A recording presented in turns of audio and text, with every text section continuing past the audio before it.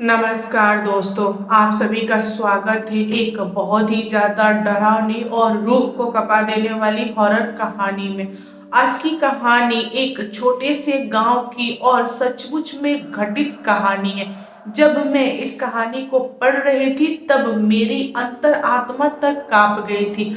आप लोग यकीन नहीं मानोगे, बट एक आत्मा ने इतना कुछ भयानक कर दिया कि जिसने इस बात को सुना उसके रोंगटे तक खड़े हो गए। तो दोस्तों चलिए बिना देर किए इस कहानी को स्टार्ट करते हैं, और कहानी पसंद आएगी तो प्लीज मुझे सब्सक्राइब कीजिएगा और आप लोग अपनी राय कमेंट में मुझे दीजिएगा कि क्या भूत को ये चीज करना चाहिए था या नहीं। दोस्तों आज की जो कहानी है यह एक छोटे से गांव की घटित घटना है, बट मैं उस गांव का नाम शेयर नहीं कर सकती। वहां पर एक ठाकुर फैमिली रहती थी जिसमें ठाकुर साहब के 3 लड़के थे। 2 लड़के जो कि शादीशुदा थे, उनके बच्चे भी थे और वे भी ठाकुरों की तरह जिंदगी जीते थे। बट ठाकुर साहब का जो छोटा बेटा था उसका नाम था रमन, और वह दिल का बहुत ही ज्यादा साफ इंसान था। रमन को हमेशा से गरीब लोग अच्छे लगते थे, गरीबों के साथ मिलजुल के रहना उसको बहुत पसंद था। बट उसके फादर यानी ठाकुर के पास इतनी प्रॉपर्टी थी कि उनके 6-7 पुश्ते बिना काम किए बैठ के अगर धन खाना चाहे तो भी कम ना पड़े, ऐसी प्रॉपर्टी उनके पास थी। तो ठाकुर साहब चाहते थे कि उनका जो छोटा वाला बेटा है वो भी शादी कर ले और घर परिवार को चलाए, उसको काम करने की कोई जरूरत नहीं है। बट रमन जो था उसने एक अलग से ही सपना देखा था। उसने वकालत करने की ठानी और अपने फादर को बोला कि पापा मैं शहर जाना चाहता हूँ, मुझे वकील बनना है और मैं चाहता हूँ कि वहाँ से पढ़ाई करूँ और अपने गांव के गरीब लोगों के लिए मैं लड़ूं, उनके हक के लिए लड़ूं, उनको इंसाफ दिलाऊं। तो ठाकुर साहब ने अपने बेटे को बहुत समझाया और बोला कि बेटा तुमको इतनी मेहनत करने की जरूरत नहीं है, तुम घर पे रहो और ये जो भी राजपाट है सब तुम्हारा है, तुम इसका सुख भोगो। बट रमन ने मना कर दिया। उसने बोला कि नहीं पापा, हमको वकील बनना है, मतलब बनना है। तो ठाकुर साहब ने जिद को देखते हुए बोला कि ठीक है बेटा, तुम जाओ, जो शहर में हमारा घर है वहां पे रहना, एक काम वाली को रख लेना, तुम्हारा सारा काम करके देगी और तुम पढ़ाई वगैरह करना। रमन शहर आ गया। कई सालों तक वह शहर में रहा, पढ़ाई किया और घर पे उसने खबर भिजवाया कि पापा मैं वकील बन गया हूँ और मैं इस डेट पे गांव यानी कि अपने घर लौट रहा हूँ। यहाँ पर ठाकुर फैमिली में बहुत ज़्यादा खुशी हो गई थी। मतलब पूरा का पूरा फैमिली खुश था, घर को सजाया और स्वागत में सारे लोग द्वार पे आके खड़े थे कि बेटा अब आएगा अब आएगा। बेटा आया भी, बट अकेले नहीं आया, अपनी बीबी जिसका नाम था शीला उसके साथ आया। ठाकुर ने जब देखा कि बेटा बहू दोनों घर पे आ गए हैं, ठाकुर का जो पारा था बहुत ही ज्यादा हाई हो गया और उसने मना कर दिया। उसने बोला कि नहीं, ये मेरी बहू नहीं हो सकती और मैं इसे नहीं अपनाऊंगा, तुम इसको घर से बाहर निकालो, तुम अंदर चलो, ये अंदर नहीं जाएगी। लेकिन जो रमन था वह तो वकील था, उसको सारा नियम कानून पता था और उसने प्रॉमिस किया था शीला से कि मैं तुमको अपने घर में रखूंगा, मैं जितना मैं रहूंगा मैं तुमको उतना मैं हमेशा खुश रखूंगा। रमन ने अपने पापा यानी कि ठाकुर को बहुत मनाने की कोशिश की कि पापा रख लो, आपकी ही बहू है, बट उन्होंने रखा नहीं और घर से बाहर निकाल दिया और बेटी को बोल दिया कि आज से तुम प्रॉपर्टी से भी बाहर हो, तुमको जहाँ रहना है रहो, बट तुम घर में नहीं रह सकते। रमन का इतना अच्छा नेचर था कि गांव वालों ने रमन को अपना लिया। एक छोटा सा मड़ई जो होता है ना घास फूस का, वैसा बनाया और उसी में पति पत्नी दोनों रहने लगे। रमन ने शीला से प्रॉमिस किया कि मैं बहुत जल्द तुम्हारे लिए मकान बना के दूंगा जिसमें तुम रहोगी और एक मेरी छोटी सी दुनिया यानी कि हमारे बच्चे रहेंगे। तो शीला खुशी खुशी मान गई। शीला जो थी रमन के नौकरानी की बेटी थी। रमन जब पढ़ाई कर रहा था उस समय शीला की माँ उनके यहाँ काम करती थी। कभी कभार तबीयत खराब होने की वजह से शीला जाती थी माँ के जगह पे, फिर रमन और शीला दोनों में प्यार हो गया और इन लोगों का प्यार इतना गहरा हो गया कि बात शादी तक पहुंच गई थी। दोस्तों, रमन की गांव से थोड़ी ही दूरी पे शहर था और वहां पर कोर्ट था। तो रमन ने कोर्ट पकड़ लिया और वहां जाता था, वकील का काम करता था और जो कुछ भी मिलता था उससे इन लोगों का घर परिवार अच्छे से चलने लगा। करीबन 6-7 महीने बीते और घर में गुड न्यूज आया। तो रमन खुशी खुशी अपने फादर के पास गया और उम्मीद से बोला कि पापा, आप दादा बनने वाले हो, अब तो हमें माफ कर दो और हमें बुला लो। लेकिन जो ठाकुर थे वे टस से मस नहीं हुए। उन्होंने बोला कि तुम्हारा बच्चा तुम्हारे जैसा ही होगा, हम उसको नहीं रखेंगे, वह गंदा खून है, वह तुम्हारा बच्चा नहीं है। ठाकुर ने मतलब बहुत कुछ बोला। रमन निराश होकर अपने यहाँ लौट आया और अपनी बीबी को बोला कि कोई फायदा नहीं है, पापा मानेंगे नहीं और माँ डर के मारे कुछ बोलती नहीं है, बाकी लोग पापा की तरफ से है, तो बेहतर है कि हम अपनी दुनिया अलग ही बसा लें। मतलब रमन बहुत ज्यादा निराश हो गया था और उसके पास कोई ऑप्शन भी नहीं था। एक दिन रमन खुशी से घर लौट रहा था ये बताने के लिए शीला को कि उसका प्रमोशन हो गया है। रास्ते में रमन के साथ एक बहुत बड़ी दुर्घटना घटित हो गई। एक ट्रक ने रमन की बाइक को उड़ा दिया। रमन बहुत दूर जाके गिरा और तड़प तड़प के वहीं पे उसकी प्राण निकल गई। अब रात हो गई और शीला रमन का वेट कर रही थी, लेकिन रमन आया नहीं। शीला को बहुत ज्यादा घबराहट होने लगी। उसने अपने अड़ोस पड़ोस के लोगों को उठाया और बोला कि भैया देखिए ना, मेरे पति आए नहीं, पता नहीं कहाँ फंस गए हैं, तो एक काम कीजिए, आप जाइए ना, पता कीजिए। तो गांव के कुछ लोग जा रहे थे पता करने के लिए। तो उन लोगों ने देखा रास्ते में कि रमन गिरा पड़ा है, बहुत ही बुरी हालत में है। लोगों ने चेक किया तो उसके अंदर प्राण नहीं था। फिर लोग उसको घर पे लाए और जैसे ही शीला ने सारी चीजें देखी, उसका जो धड़कन था ना, समझो कि रुक गया। इस हिसाब की हो गई, उसकी तो दुनिया ही उजड़ गई। वो बहुत रोई गाई चिल्लाई, बट करना क्या था, जो लिखा था वो तो हो ही गया। गांव वालों ने शीला को बहुत समझाया, गांव की औरतों ने सहारा दिया, उसको घर में रखा, खाना पीना वगैरह दिया। बट ठाकुर फैमिली से किसी ने भी शीला से कुछ भी पूछा नहीं कि तुम कैसी हो, क्या है, तुम आ जाओ, कुछ भी नहीं। एकदम से नाता तोड़ लिया। तभी ठाकुर फैमिली में एक षड्यंत्र रचा गया। ठाकुर फैमिली की जो बहुएं थी, 2 बहुएं, उन लोगों ने अपने पति को, ससुर को और अपने बच्चों को यह सिखाया कि शीला प्रेग्नेंट है, उसका अगर बच्चा हो जाता है, भगवान ना करे कि लड़का हो, अगर लड़का हो गया तो हमारी प्रॉपर्टी का वह भी एक हिस्सेदार होगा और हमें देना पड़ेगा। हम मानते हैं कि वह गंदा खून है। गंदा खून मीन्स वो गरीब का बच्चा है, ऐसा लोग शब्द यूज करते हैं। तो उसका बच्चा है, फिर भी हमें देना पड़ेगा कानूनी तौर पे। तो यहाँ पर ये हुआ कि सारे के सारे लोग, मतलब ठाकुर फैमिली में, गुस्से में थे। वो लोग नहीं चाहते थे प्रॉपर्टी शेयर करना। बट जो ठाकुर थे वे थोड़े से नरम हो गए थे, क्योंकि उन्होंने बेटा खोया था ना। वो बस लोगों को दिखावा कर रहे थे कि मैं बहुत टाइट हूँ, बट अंदर से जो फादर वाली फीलिंग है ना, वो तो उमड़ रही थी। तो वे सोच रहे थे कि छोटा सा बच्चा होगा, उनकी बेटी का बेटा है, तो वो चाह रहे थे कि कुछ चीजें उसको दे दे। बट घर की जो बहुएं थी वो तो समझ गई थी, और बहुएं बहुत ज्यादा चंट थी। तो उन लोगों ने प्लानिंग प्लॉटिंग चालू कर दी। हाँ, गांव के लोगों को, घर के लोगों को भड़काना स्टार्ट कर दिया। जो रमन के भाई थे वे जाके शीला को धमका रहे थे, बोल रहे थे कि तुम गांव छोड़ के चली जाओ, वरना तुम्हारे साथ अच्छा नहीं होगा, तुम्हारे बच्चे को हम ये करेंगे वो करेंगे। मतलब बहुत ज्यादा शीला को डरा दिया। शीला बेचारी डर गई और गांव छोड़ने की नौबत आ गई।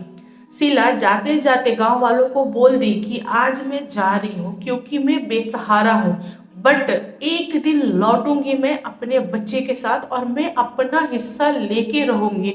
इन लोगों ने मुझे बहुत तंग किया है हिस्सा के लिए, बट मैं अपना हिस्सा लूंगी। और मेरे पति का सपना है कि मेरा बच्चा उस घर में रहे और अपने दादा दादी के साथ खेले, वह उस हिस्से का मालिक बने। तो मैं ये सपना पूरा करूंगी। मतलब पूरा होता है ना, सीना चौड़ा करके उस औरत ने पूरा पेट बच्चा लेके यह भाषण दिया और उसके बाद से वह गांव छोड़ के चली गई। गांव में किसी को कुछ भी नहीं पता कि शीला कहाँ गई। कुछ दिनों बाद जब शीला का डिलीवरी हुआ तब शीला ने अपना सर पकड़ लिया, क्योंकि शीला के यहाँ एक किन्नर का जन्म हुआ। अब शीला करे तो करे क्या, उसने बड़े बड़े वादे कर दिया था वहां पर, और कोई भी किन्नर को प्रॉपर्टी क्यों देगा, क्योंकि उससे तो आगे खानदान चलेगा नहीं। तो इस हिसाब से जो प्रॉपर्टी है उनका ही रह जाएगा। यहाँ पर भगवान ने बहुत ही ज़्यादा नाइंसाफ़ी कर दिया था शीला के साथ। शीला का पति भी चला गया और उसके यहाँ बच्चा, वो भी किन्नर पैदा हुआ। शीला खुद को बहुत ज़्यादा कोस रही थी। फिर उसके दिमाग में एक आइडिया आया कि मुझे पता है कि यह बच्चा किन्नर है, बट इस बच्चे को या फिर इस दुनिया को तो नहीं पता ना। मैं इसकी परवरिश ऐसी करूंगी जैसा कि एक लड़के का परवरिश होता है, किसी को भनक तक नहीं होगा कि यह किन्नर है। शीला ने बच्चे पे काम करना स्टार्ट कर दिया। बच्चे की परवरिश हूबहू लड़के की तरह करने लगी, लेकिन जो अंदर से था, मतलब जो किन्नर था वो तो किन्नर ही था। उसकी हरकतें, उसकी बात, उसकी ना चाल डाल सब किन्नर वाली थी। बट शीला ने बहुत कुछ संभाला था और उसका नाम अंश रखा था। अंश वही करता जो उसकी माँ कहती। वह अपनी इच्छाओं को दबा के रखता, वह कभी भी जाहिर नहीं होने देता कि उसके अंदर मतलब नेल पेंट लगाने की इच्छा है, साड़ी पहनने की इच्छा है, बिंदी लगाने की, कभी भी नहीं, कुछ भी नहीं। अंश जब 18-19 साल का हुआ तब शीला ने उसको लेके गांव में आई और ठाकुर साहब के पास जाके बोली कि देखिए आपके बेटे का बेटा आया है, अब आप क्या बोलेंगे, आप इसको प्रॉपर्टी नहीं देंगे। ठाकुर साहब कुछ बोल नहीं रहे हैं, वह बहुत ही ज्यादा लाचार है, क्योंकि जो बहुएं हैं उन्होंने ठाकुर और ठाकुराइन दोनों को लाचार बना दिया है। अब घर में बहुओं का राज था। शीला भी बहुत ज़्यादा समझदार थी, वकील की बीवी थी भाई, थोड़ा तो समझ वो भी रखती थी। उसने क्या किया कि पुलिस के साथ एंट्री मारी घर में, और उसने पुलिस से कहवा दिया था कि अगर कुछ भी होगा दोनों को तो आप पूरी की पूरी फैमिली जेल में जाओगे और जेल में ही अपनी जिंदगी काटोगे। तो पुलिस के डर से सारे लोग चुप रहे, मतलब घर में जितने भी लोग थे सारे के सारे ने मुंह पे ताला लगाया। शीला उस दिन के बाद से सारे लोगों के साथ उसी घर में रहने लगी। कुछ महीनों बाद उस घर में शादी पड़ी। जो अंश था उसके कजन की शादी थी, तो शादी वाले घर में नाच गाना बैंड बाजा वगैरह होता ही है। सारे लोग बहुत ज़्यादा इंजॉय कर रहे थे और इन माँ बेटों को लोगों ने इग्नोर मार दिया था कि अरे ये तो बस ऐसे ही है, इनको जाने दो। उस समय अंश के अंदर का जो था ना किन्नर, वह बाहर आने की कोशिश कर रहा था, लेकिन माँ ने यानी शीला ने हमेशा अंश पे नजर रखी और इशारे से बोलती थी कि नहीं बेटा ये सब नहीं करना है, ये लड़कों पे अच्छा नहीं लगता, ऐसा है वैसा है। मतलब शीला ने इस चीज को ढका। अंश एकदम चुप रहा, बट अंश के भाई जितने भी थे ना चचेरे, उन सबको कुछ ना कुछ चीज खटक रही थी। उन लोगों को कुछ ना कुछ महसूस हो रहा था कि कुछ तो गड़बड़ है जो कि छुपाया जा रहा है। दोस्तों एक रात की बात है, अंश के जितने भी कजन थे इन सारे लोगों ने अंश को लिया और छत पे चले गए। सारे लोगों ने मिल के अंश को पिलाया, बहुत ज़्यादा ड्रिंक करा दिया और खुद भी किया। उसके बाद इन लोगों ने अंश से सवाल पूछे कि तुम्हारा मन क्या करता है, तुम कैसा रहना पसंद करते हो, तुम कब थे, कहाँ थे, क्या क्या किया, सब कुछ पूछा। अंश ने सारी चीज़ें बता दी। फिर उन लोगों को समझ में आ गया था कि अंश आखिर ओरिजिनल में है कौन। तो वे तो समझ गए थे, बट उन लोगों ने अंश को प्रॉमिस किया कि मैं तुम्हारी बात बाहर किसी से भी नहीं करूंगा। अब धीरे धीरे शादी वाला दिन एकदम पास में आने लगा। अंश और उसके सारे भाई एकदम से अच्छे से दोस्त बन गए। तो शीला ने देखा कि घर का माहौल ठीक हो गया है, सारे लोग अंश को मान रहे हैं, मतलब लाड दुलार प्यार दे रहे हैं। तो शीला ने अपना मन बदल लिया। उसने कहा कि जब घर वाले अपना ही लिए हैं और प्यार से रह रहे हैं तो हमें लड़ने की जरूरत क्या है। वह भी घुल मिल के रहने लगी। शादी की रात यानी कि जो बारात होता है ना, उस रात की घटना है। उस रात में उसके कजन जो चचेरे भाई थे उनके दोस्त सारे इकट्ठे हो गए थे, करीबन 6-7 लोग इकट्ठे हो गए और इन सारे लोगों ने अंश को धीरे से बुलाया और बुला के लेके गांव के बाहर एक बगीचा था, वहां ले गए, वहां पर बैठाया, पिलाया और उसके साथ बहुत ही ज्यादा गंदी वाली हरकतें की, जो कि मैं कैमरा पे बोल नहीं सकती। मतलब बहुत भयानक सीन रहा। अंश बहुत तड़पा, बहुत रोया, बहुत चिल्लाया और उसने बोला कि प्लीज मुझे छोड़ दो, बट किसी ने छोड़ा नहीं, उसको अधमरा कर दिया था। अब अंश जमीन पे पड़ा है और सारे लोग हंस रहे थे और बोल रहे थे कि अरे किन्नर, तुझे क्या लगा कि तुझे हम प्रॉपर्टी दे देंगे, तुझे हम मानते हैं, ऐसा कुछ भी नहीं है, हम लोग चेंज नहीं हुए हैं और तुम्हारे बाप को दुनिया छुड़ाने में हमारा हाथ था, हमारे पापा ने ऐसा किया, हमारे पापा ने वैसा किया। मतलब सारे बच्चे नशे की हालत में बोल रहे थे और अंश सब कुछ सुन रहा था, दर्द में कराह रहा था, बट उसकी सुनने वाला कोई नहीं था। तब अंश ने पूछा, इसका मतलब तुम लोग की प्लानिंग थी मेरे पापा को मारने में? तो सारे हंसते हुए बोले कि हाँ, मेरे पापा ने ट्रक ड्राइवर को बोला कि इसको उड़ा दो और उड़ा दिया गया, ये वाली चीज है। बट किसी को पता चला क्या? नहीं ना। वैसे आज तेरे साथ हुआ, तू किसी को कुछ बोल पाएगा? तू किसी को कुछ भी नहीं बता पाएगा। हम लोगों ने तेरे साथ बहुत गंदा किया है, किसके सामने मुंह खोलेगा? अगर लोगों को पता चलेगा कि तू किन्नर है तो वैसे भी प्रॉपर्टी कोई देगा नहीं और तेरी बहुत ही ज्यादा थू होगी। तेरी इसी में भलाई है कि तू अपना मुंह बंद रख। यहाँ पर अंश धीरे धीरे उठने की कोशिश करा और उसने बोला कि नहीं, चाहे जो कुछ भी हो जाए, बट मैं अपने बाप को इंसाफ दिला के रहूंगा। मैं तुम लोगों को नहीं छोड़ूंगा और ना ही मैं तुम्हारे बाप को छोड़ूंगा। मतलब ये वाली चीजें जब अंश ने बोला, उसके चचेरे भाई और उसके दोस्त सारे लोगों ने अंश को मारना पीटना स्टार्ट कर दिया। अंश बेहोश हो गया और इन लोगों को लगा कि अंश दुनिया छोड़ दिया। अब ये लोग डर के मारे उसको वहीं पर मिट्टी खोद के उसको नीचे लेटा के ऊपर से मिट्टी डाल दिया और ये लोग घर आ गए। और इन लोगों ने बोला कि हम कभी भी किसी को कुछ भी नहीं बताएंगे, हम लोग शांत रहेंगे, हमारे सिवा किसी को पता ही नहीं कि आखिर वहां पे हुआ क्या है। जितने लोगों ने जितना भी पिया हुआ था, सारा का सारा नशा इन लोगों का वहीं उतर गया। यहाँ पर सारे लोग का मुंह बंद रहा। बारात जो आई थी अच्छे से विदाई हो गई, बारात चली गई। अब शिला अपने बेटे को ढूंढ रही है, बट उसको कहीं भी अंश दिखाई नहीं दे रहा। वो सबसे पूछ रही है लेकिन उसको अंश दिखाई नहीं दे रहा। वह 2-3 घंटे तक गांव में घूम घूम के अपने बच्चे को ढूंढी, लेकिन कहीं भी उसका बच्चा नहीं मिला। वह अपने छाती को पकड़े पकड़े गिरी और दुनिया छोड़ दी। अब गांव वाले जब यह चीज देखे तो घर पे खबर भिजवाए। तो ठाकुर साहब ने बोला कि ठीक है, हमारी घर की बहू है तो इसका जो अंतिम संस्कार होगा हम करेंगे और अंश को हम लोग ढूंढेंगे।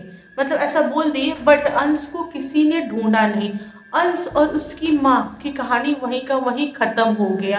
अंश तो यूं गायब हो गया, किसी को कुछ भी पता नहीं चला। दोस्तों, कुछ महीने बीते और अंश के जो चचेरे भाई थे उन लोगों ने अपने घर पे एक पार्टी रखा और अपने उन सारे दोस्तों को बुलाया जो कि शहर में रहते थे। ये सारे दोस्त हंसी मजाक कर रहे थे और अंश के बारे में बात कर रहे थे, अंश की माँ के बारे में बुरा भला बोल रहे थे। तभी अचानक से छत की लाइट कट गई। सारे के सारे घबरा गए। तो उसमें कुछ लोगों ने बोला कि लाइट कटी है, आ जाएगी, तुम लोग घबराओ मत। अरे तुम लोग ड्रिंक करो भाई, कोई लाइट तो जलाए, कोई लालटेन तो लेके आए, कोई मोमबत्ती तो जलाए। कुछ लोग उठे गए मोमबत्ती लाने के लिए, तो उसी में से एक का पैर स्लिप किया और वो धड़ाम से नीचे आके गिरा। वो नीचे गिरा, बहुत तेज की आवाज हुई। ऊपर से सारे लोग देख रहे हैं कि अरे उनका दोस्त तो नीचे गिरा है। तो लोगों ने सोचा कि अंधेरे में पैर फिसल गया होगा, गिर गया होगा। फिर दूसरा दोस्त गया, मतलब सीढ़ी से उतरने के लिए, वो भी धड़ाम से नीचे गिरा। मतलब दिखाई कुछ नहीं दे रहा है, बस सुनाई दे रहा है। जो लोग ऊपर से गिर रहे हैं ना नीचे, वो दिखाई दे रहे हैं क्योंकि नीचे रोशनी है, ऊपर नहीं। फिर तीसरा इंसान डरते डरते वहां पहुंचा, कहीं मैं भी ना गिर जाऊं। वो भी धड़ाम से नीचे गिरा। जितने लोग भी नीचे गिर रहे थे ना, उनके हाथ पैर एकदम ऐसे मुड़े मुड़े हो गए थे, स्क्रैच थे बॉडी पे, मतलब गजब उनकी हालत हो गई थी। बाद में ये हुआ कि 3 लोग नीचे पड़े हैं और नीचे वालों को जब सुनाई दिया कि ऊपर से कुछ गिरा है तो वे लोग उठे और उठ के देखे तो बाहर उन लोगों ने बच्चों को देखा गिरे हुए। तो घर वाले उठाए और पूछे कि तुम कैसे गिर गए।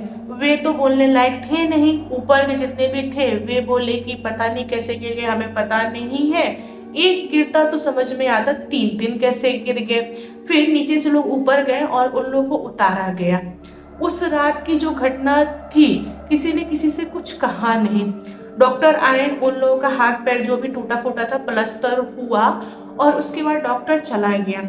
अगले रात में सारे दोस्त आपस में बातें कर रहे थे कि भाई हम वहां गए, अचानक से गिर गए, ऐसा हुआ वैसा हुआ। तभी कमरे की लाइट गायब और जितने भी दोस्त थे ये एक दूसरे को बहुत मार रहे थे, ना चाहते हुए भी आपस में लड़ रहे थे, झगड़ रहे थे, दीवार पे सर मार रहे थे।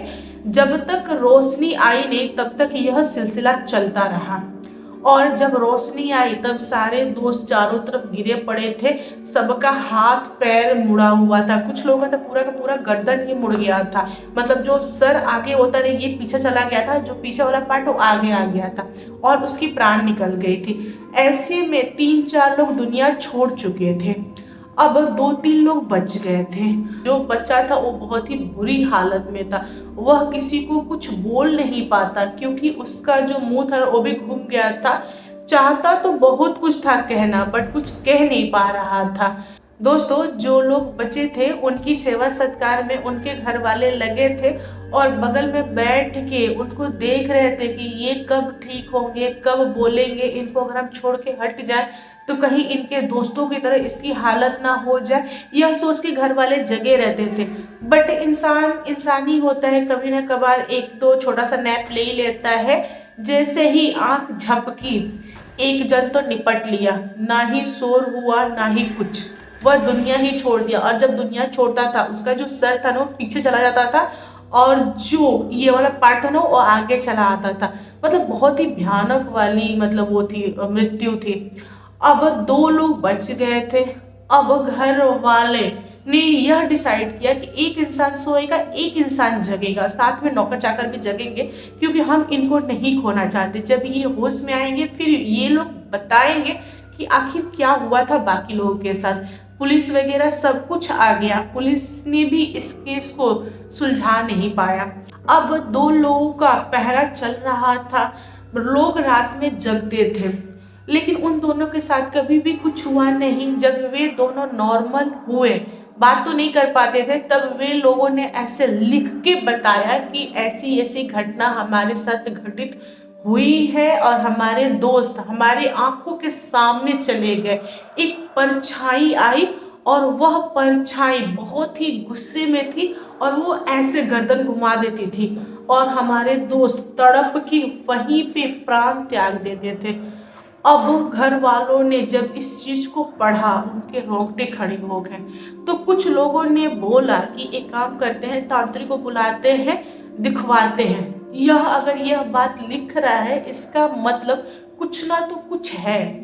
फिर घर में तांत्रिक आया तो उसने देखा लिखा हुआ, उसने पढ़ा तो उसने कुछ सवाल किए, तो जो लेटे हुए थे उन लोगों ने लिख के बताया। तब तांत्रिक ने खुलासा किया कि हाँ, जो लिखा हुआ है वह एकदम सही लिखा हुआ है। इन लोगों को मारने वाला कोई और नहीं, अंश की आत्मा है। इन लोगों ने उसको बहुत दुख दर्द तकलीफ दिया है, उसकी फैमिली को बर्बाद करने में इनके घर वालों का हाथ था, इसलिए अंश की आत्मा ने यह सब कुछ किया है। और वह बहुत ही गुस्से में है, वह शांत नहीं हुई है और वह चाहती है कि इन दोनों की बाद से ठाकुर के जो 2 बेटे हैं उनको भी दुनिया से हटा देना, उसके बाद जाके उसकी आत्मा शांत होगी।